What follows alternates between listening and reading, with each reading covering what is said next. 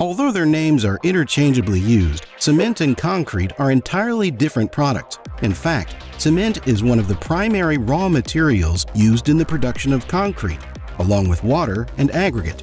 The process of concrete making starts with making cement, the crucial binding material that holds the water and aggregates together in concrete. There are many different kinds of cement, but the most commonly used is ordinary Portland cement. It was named by its inventor as such because its color resembled the stone quarried on the Isle of Portland in Dorset, England. The primary raw materials used in cement production are limestone and clay. They are typically obtained from quarries by blasting or using heavy machinery to extract them from the Earth's crust. The extracted materials are transported to the crushing plant, where they are crushed into smaller pieces. The crushed limestone and clay are then mixed in appropriate proportions to form a raw meal. The raw meal is transferred to a mill, which consists of a large rotating cylinder. Inside the mill, the raw materials are ground into a fine powder. This grinding process enhances the efficacy of the subsequent chemical reactions and ensures the uniformity of the raw meal composition. The powdered raw meal is then heated in a preheated tower, where hot gases from the kiln are used to raise the temperature. As the raw meal moves through the preheater, it undergoes partial calcination, which means that some of the carbonates in the limestone decompose to form calcium oxide, lime. The preheated and pre-calcined raw meal enters a rotary kiln, which is a long cylindrical furnace. The temperature in the kiln reaches around 1450 degrees Celsius or 2642 degrees Fahrenheit. In the kiln, the raw materials undergo a series of complex chemical reactions and sintering, resulting in the formation of small, marble-sized nodules called clinker. The clinker consists of calcium silicates, aluminates, and ferrites. The clinker is discharged from the kiln and passes through a clinker cooler, where air is blown through it to reduce its temperature. Cooling the clinker is important to maintain its quality and prevent the formation of undesirable crystal formations. The cooled clinker is then ground with gypsum and other additives such as fly ash, slag, or pozzolana in cement mills to produce fine powder. Gypsum is added to control the setting time of the cement. Once prepared, the cement is ready for transport to the concrete factory. Because cement is such a crucial part of concrete, cement plant laboratories check each step in the manufacture by frequent chemical and physical tests. The labs also analyze and test the finished product to ensure that it complies with all industry specifications. Now that the cement is ready, it's time to source the aggregate. Aggregate is the most important component of concrete, comprising up to 75% of concrete by volume. When it comes to composition, aggregate is composed of both gravel and sand. The sand is added so the spaces in between the gravel are completely filled, thereby giving the concrete stronger bonding and consistency.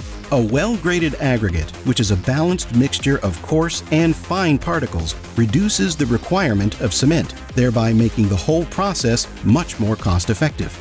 Now is a great time to talk about the hidden stars of concrete manufacture, the admixtures. These chemicals offer a range of advantages and may be added to concrete to improve its properties. Plasticizers give the concrete greater workability, which refers to its ability to be easily molded and placed without segregation or excessive bleeding of water, allowing it to reach congested areas.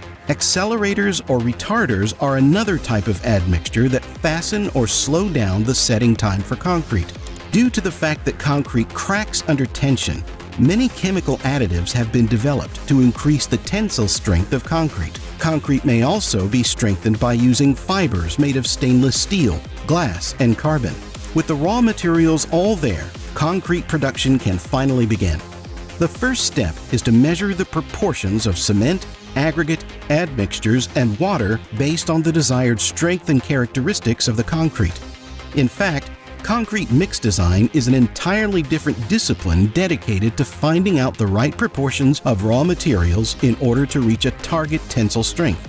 Moreover, building codes have been developed that specify the ratio of cement, aggregate, and water based on the different types of construction. The next step is to mix the ingredients thoroughly to create a uniform mixture. Traditionally, this was done manually using shovels on a flat surface such as a concrete slab. However, nowadays, concrete mixers are commonly used, which automate and speed up the process. The mixing process ensures that the cement particles are evenly distributed throughout the aggregates. Once the dry ingredients are mixed, the water is added gradually while continuing to mix. When water and cement are mixed together, a paste called cement paste is formed. The hydration process generates heat and continues over an extended period, gradually increasing the strength and durability of the concrete. The mixing process continues until the concrete has a uniform consistency. During this step, it's important to check the workability of the concrete. The consistency of the concrete can be adjusted by adding more water or dry ingredients as necessary. Once the concrete is mixed and has the desired consistency, it is transported and placed in its final location. This can be done by pouring it directly into formwork, molds, or by using specialized equipment such as pumps or conveyors. During the placing process, it's important to avoid segregation, which is the segregation of coarse aggregates from the rest of the mixture. After the concrete is placed, it needs to be properly compacted to eliminate any voids or air pockets. This is typically achieved using vibrators or by mechanical means such as tamping or rolling. Compaction